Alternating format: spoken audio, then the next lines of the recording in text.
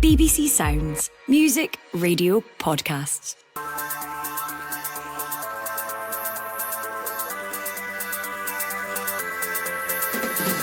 Hello, I'm Jane Lewis, and this is the Scottish Football Podcast. All the news, views and analysis you need on Thursday, the 20th of March. And we have a massive game to look forward to this evening. Pulls it back to McKenna, the right foot. Goal! Goal, Scotland! And the Tartan Army rises one behind the goal there. Scotland face Greece in Athens, looking to keep their place in the top tier of the Nations League. And the manager is ready. It's going to be a tough game. Greece are a good side. We know the size of the task it faces over these two games, so we'll go there, we'll give a good account of ourselves, and the most important thing is when it comes back to Hampden that the tie is still in the balance. Who will make Steve Clarke's starting 11, and what about the challenge from the home sides? And there is the full-time whistle, and the Greece players celebrate, and for the first time in their history they have beaten England. Greece stung England last year, so what lies in store for Scotland this evening? The Scottish Football Podcast from BBC Sports Scotland. Well, with us to consider all of the above is Pat Nevin, former Scotland winger, and Michael Grant, the Times Scottish football correspondent. Plenty to talk about with the guys. But Pat, just first of all, how much are you relishing the return of international football? Well, these days we do, don't we? If you're Scottish. There was a time where we didn't relish it in any way whatsoever. But no, looking forward to it again. Certainly Scotland. Anytime you turn up against anyone, apart from the very, very top sides, you think, yeah, we have got a chance here. So it's not fearful. Yeah, relish is the correct word. Michael, it's obviously been a while since the last round of international fixtures. What are you hoping to see from a Scotland point of view? Apart from a win, obviously. Yeah, well, I hope to see us survive relegation. I mean, you don't talk about relegation in international football, do you? But it could come to us. We've had the promotions because Steve Clarke has been pretty effective in these Nations League campaigns. If you remember, we started off in League C, and we're now up to League A and kind of fighting to stay there. International football is weird, isn't it? Because we get a lot of it now, but you always get this kind of spell between the end of the year, November time, and then it's into springtime. And you almost forget about international football. I mean, it's four months since we played, So in the next, I'm sure in this show we're going to talk about form and all the rest of it, but it's really hard to talk about a team's form when it hasn't actually been together for 4 months, Yeah, and I guess that is a frustration from Steve Clarke's point of view as well, because that momentum naturally gets lost with that, doesn't it? Of course it does, yeah. So, we did finish the year on a high. We won in Poland. We finished strongly in a campaign that we'd lost the first 3 games, and then we were all feeling that we were out of our depth a little bit. So the team has given itself a chance to survive in League A, and we're going to see over the next few days whether they can. Yeah, that's a good point, isn't it, Pat? We did have a decent end to this Nations League campaign. There was a draw and a couple of wins as well. And even when we weren't winning in that campaign, we did see some positive signs, didn't we? I guess from your point of view, you'll want to see us continue with that progression that was starting to be evident there. Yeah, to be honest, you mentioned a tiny little start there, the games you're winning, the games you're losing.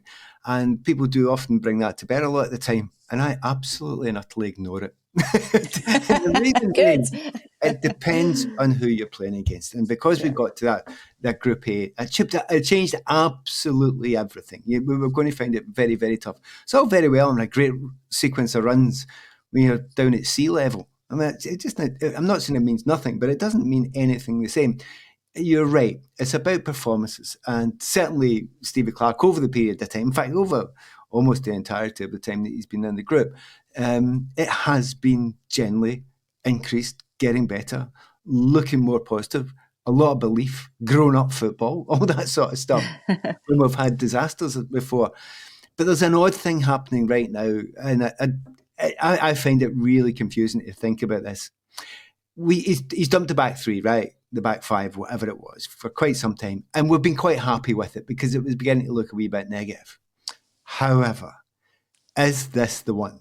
Well, we need to get back to that. People will call it negative, but Tierney's back.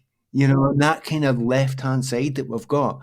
So Stevie Clark must be looking about this in two ways. We're thinking, right, okay, what have we done? We've moved on. We've left that back three behind. We're more positive. They brought Doak in, which really, really helped that on one side. And there's another side that I'm thinking, I remember how good Tierney and Robertson are when they are together. And that must be his biggest decision just now. And I'll tell you what, it's a tough one. Really, really tough one. It absolutely is a real conundrum. Obviously, we're going to talk about all areas of the park because there's lots of kind of nice headaches, if you like, for the manager, I think, with this squad. But yeah, that one with Kieran Tierney back. Listen, he's been playing further forward for Arsenal, hasn't he, recently? I don't know whether that's something that Steve Clark might think about. But Pat's right. How do you fit Kieran Tierney and Andrew Robertson into the side? We're going back to that old argument, but it's a real relevant one at the minute, Michael, isn't it? It is, yeah. And I mean, if Steve is consistent, and he is a consistent guy, what he always said to us was he would try and get his best players into the team, and that is why he had a back three for so long. And this is the first time that Tierney's been available since the Euros. Personally, I think he will go back to a kind of 3-4-2-1. It'll be interesting if Pat agrees, but. And I think Pat's right that that'll be kind of maybe perceived in some quarters as a bit negative, and I don't know if I really go along with that, because don't forget that it was a back three that got us to the Euros in the first place, with incredible form at the start of that campaign. It was good enough to beat Spain. Listen, fundamentally, there's nothing wrong with playing a back three, and it's not a negative formation as such. We are also a little bit hamstrung in this doubleheader, and especially the first game of the doubleheader, because Ben Doak's out. Ben Doak gives us options on the right side, and pace and being able to carry the ball upfield. We're also without Ryan Christie. Remember, for the first game he's suspended. He'll come back for the home game. So I'll be really interested to hear Pat's view on it, but I suspect that Steve will go back to a back three. We'll speak to him. We'll hear from him. I'm not sure he'll tell us. I'm pretty certain he won't tell us, to be honest. What is your view on the kind of midfield area and out wide as well? Michael mentioned there, Pat, that we are without Ben Doak, and that's a real shame, isn't it? Because there were real signs of what he could start to have brought to this the Scotland time. The energy, the confidence. How does he get round that? I actually think if Doak was available, this would be a bigger call, because a lot was going down the right-hand side when he was playing over the right-hand side, Doak. But in that he's not going to be there and not going to stretch the game that way, we've got to look left. And if you look left, you need Tierney and Robbo together. They're just unstoppable when they're at their very best working together. So I would be surprised, exactly like Michael, that if Stevie didn't get back to this 3-4-2-1. And the players that we've got actually suit that perfectly well at the moment. You've got Gilmour who will sit in there. You've got McLean, who's done really well if you put him in before Christie. Of course, remember, Christie's been playing in that deeper position at Bournemouth as well, and he's been brilliant in that position.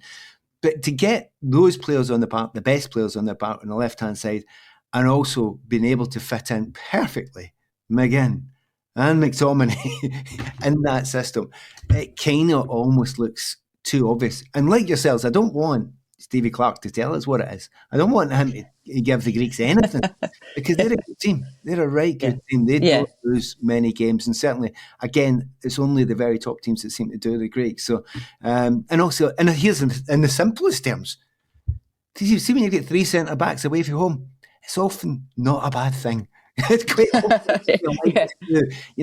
kill that area, to make sure that there are not too many easy chances and you get caught out that easy with that back three who understand each other. So, like Michael, I'd be really quite surprised, although not angered or I think Stevie's making a mistake, but I'd be surprised if it was anything other than the back three if Tierney and Robbo are fully fit. Of all the players that Pat mentioned there, Michael, he didn't mention Lewis Ferguson. He is back and he is, showing that he's in really good form for his club as well. And you talk about wanting to fit the best players into a system. does he have a place in the starting lineup? Because he surely is up there with one of our best players now. Yeah, absolutely. I think there's two really interesting positional or personnel choices that Steve has to make. He might regard both of them as very easy. They don't look easy to me. And one is the Lewis Ferguson or Kenny McLean issue. Now, we know that Steve really likes and appreciates and values Kenny McLean. And it wouldn't surprise me at all if he starts him again. He played well in that kind of revival in the campaign. But we also know that there's a big clamour from supporters for Lewis Ferguson, isn't there? To play alongside Gilmore, and on the face of it, you think, well, if you're playing for Bologna and such an influence at Bologna, then that's a higher level than Norwich. Yeah, I don't know. I think that'll be a fascinating one to see whether he sticks with McLean. He's a loyal guy, Steve Clarke, to players that have done him well. And the other position I think is interesting is right back or right wing back. Where Anthony Ralston has been a regular for Steve, in the absence of Hickey, in the absence of Nathan Patterson. Ralston's playing very little football now at the moment for Celtic. He's an unused sub most weekends. And Max Johnson is starting for Sturm Graz, who are top of the Austrian league. He's 21. Part of you thinks it's kind of now or never but that's unfair because of course he's got time. But I think that's another one that'll be really interesting. Does Steve stick with guys that he knows and respects and trusts, like Ralston and Kenny McLean, or fans are going to be saying, well, let's get Max Johnson and let's get Lewis Ferguson in especially. Yeah, Steve Clarke very well, Pat, and he is very loyal to players, and probably quite rightly so, who have done a really good job for him in the past. What do you see him doing with that right back area, especially? I have to say, time and again, I've thought, well, he'll leave Ralston out this time. And then it doesn't, and it just gets, and he's done a job so many times for it. Really done a fantastic job. And yes, he's not playing a lot of football for Celtic. And it was a real shame for him. But, that position's kind of set down at Celtic Park generally. But a guy that's not let you down, he's not let Stevie Clarke down. He's always turned up. He'll always be there. But in the end, I think he'll just look at what's in training. Sometimes you can see in training and you can look at the players and think, he's right, he's ready, he's fit, he looks up for it. He can give me something that I need going down that right-hand side. But also, you have to remember, you've got to look who you're playing against.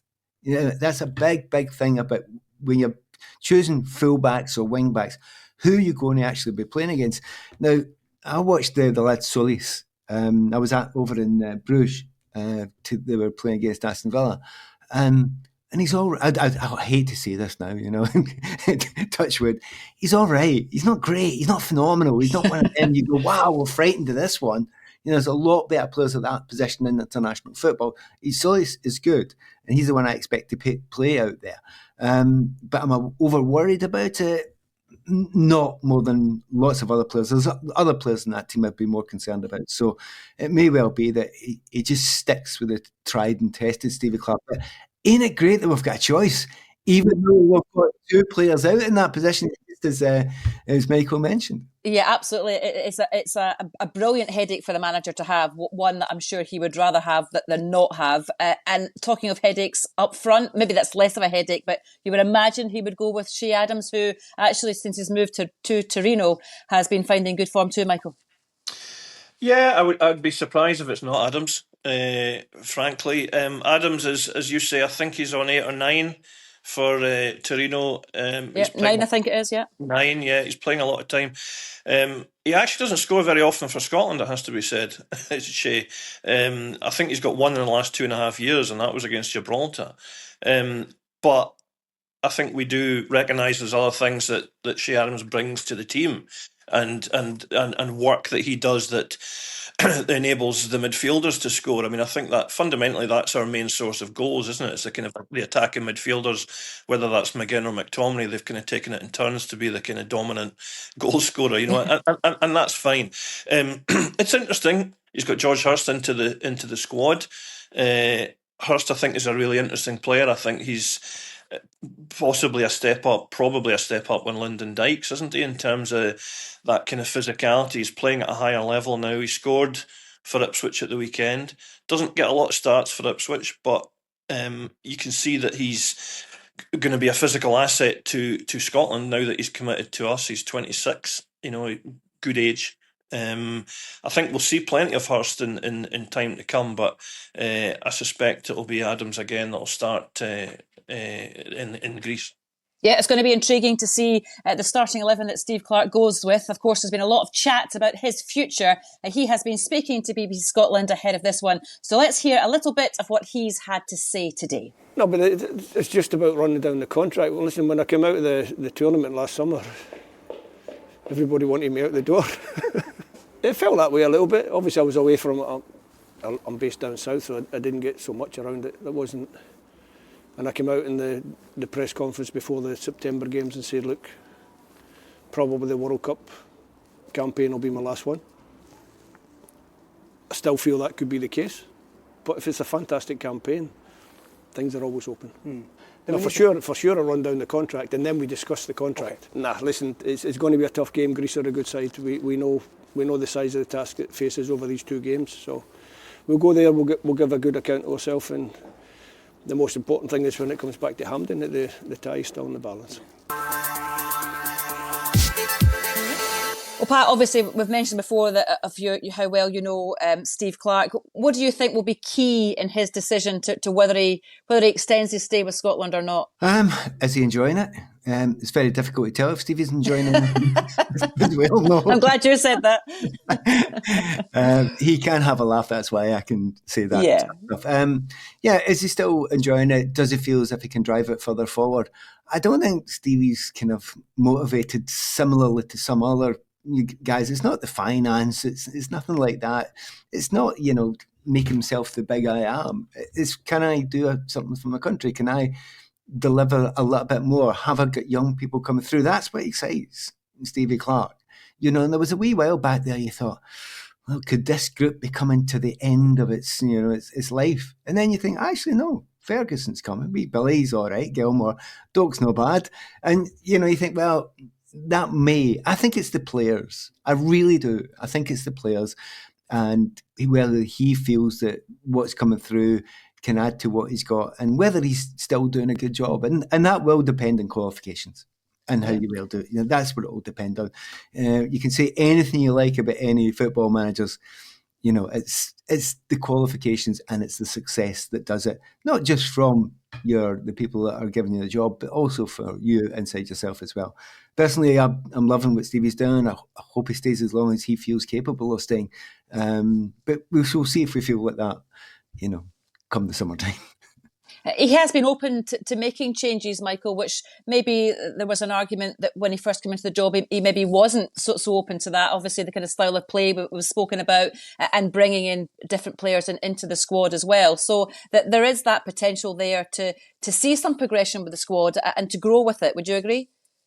Yeah, and I think it's one of the challenges that international managers have to kind of rebuild a team while you're still on the job and still constantly trying to qualify for things. Obviously, almost every game matters now in international football because they're not really playing friendlies. What used to be friendlies is now Nations League dates. If you look at the squad that Steve Clarke, the backbone of the squad has got so many players with so many caps. And he said at the beginning he wanted to do that, didn't he? He wanted a core that was just there. So, you're almost into double figures in terms of players who are 30, 40, 50, 60, 70, 80 caps.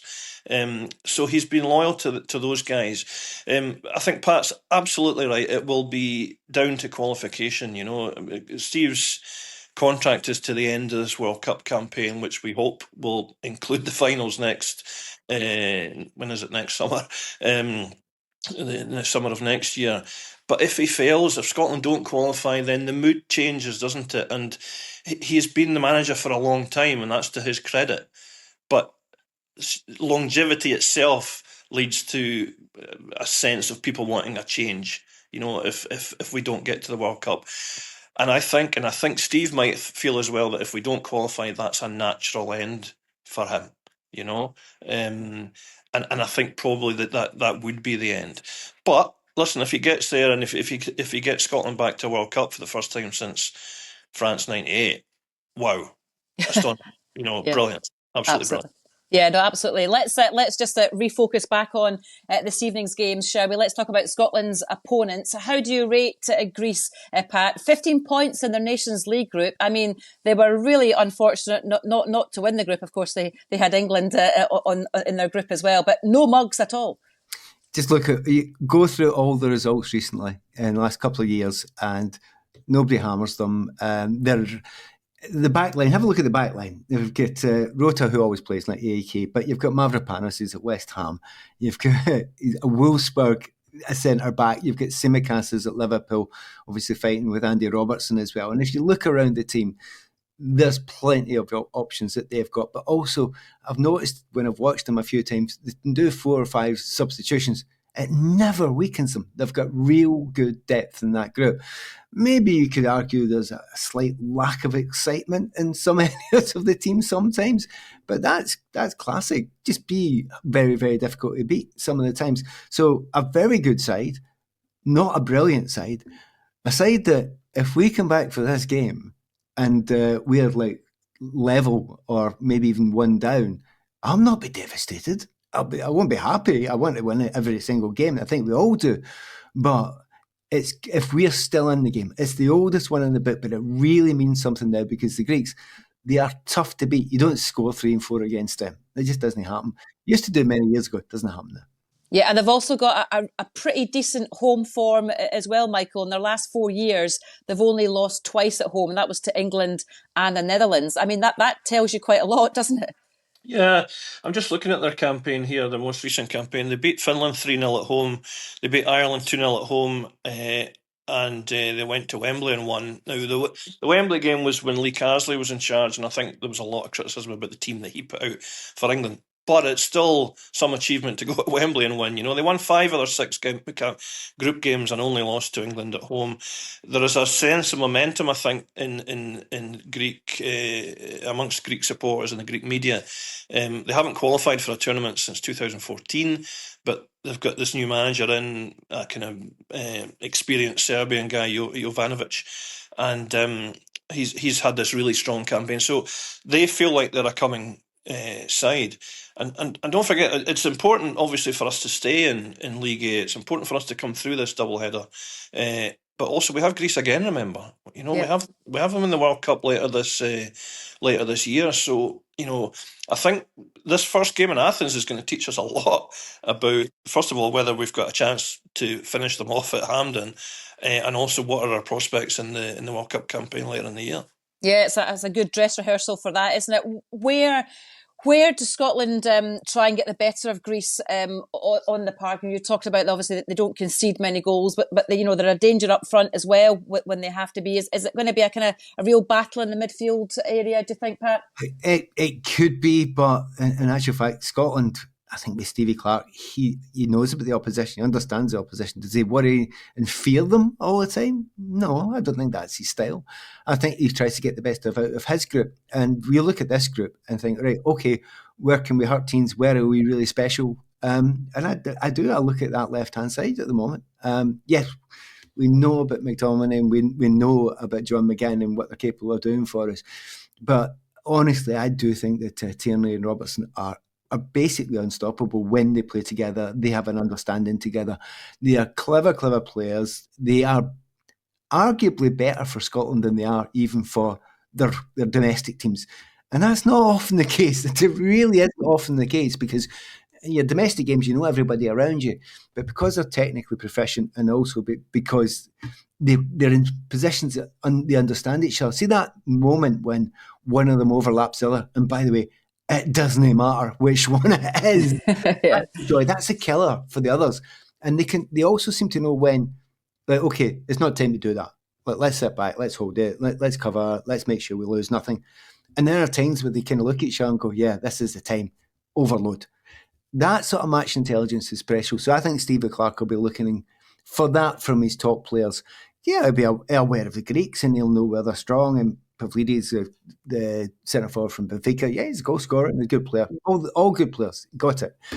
hey, but what do we do? And I think that's how Stevie Clarke thinks about it. And that's how he's thought about it for some time. Just finally, just to wrap things up, it could be quite the atmosphere inside the stadium. Michael, as a journalist, do you enjoy lapping up that kind of atmosphere and kind of seeing how what kind of bearing it could have on the game, if any?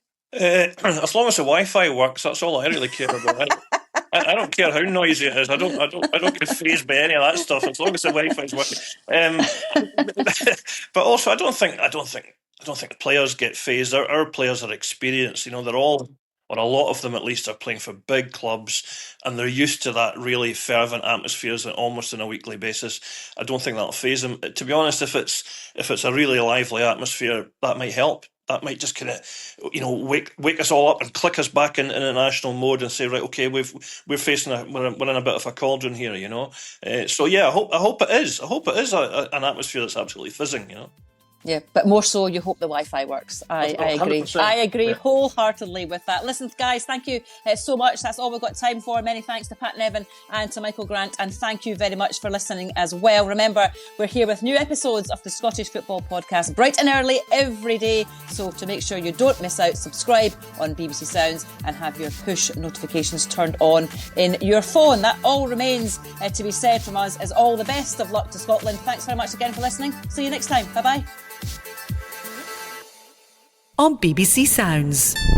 From life aboard a Russian submarine to chairman of Hearts Football Club. At this stage, he was the hero. But as his controversial decisions escalated, they said, we're going to sack George. And I'm going, you can't do this. How did Vladimir Romanov go from Hearts saviour to a wanted man? They caused a whole load of chaos and havoc. Romanov, Tsar of Hearts. Listen now on BBC Sounds.